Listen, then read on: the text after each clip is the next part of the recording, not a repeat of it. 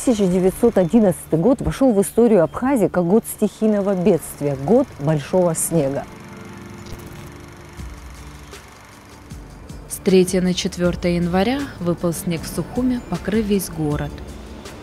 В день Святого Крещения свирепствовала буря на море. Чтобы дать возможность бедствующим судам ориентироваться в море, в городе стали звонить в соборный колокол. Все усугублялось тем, что снег был тяжелый, как лед, и липкий, как глина. И вот уже в наше время, в феврале 2012 года, в результате сильного похолодания при температуре -16 в районе Керчи и Новороссийска были зафиксированы случаи замерзания береговой линии Черного моря.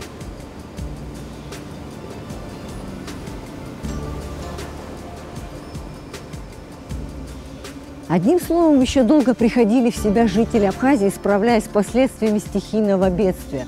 Большой снег для абхазов стал определенной вехой в их непростой истории.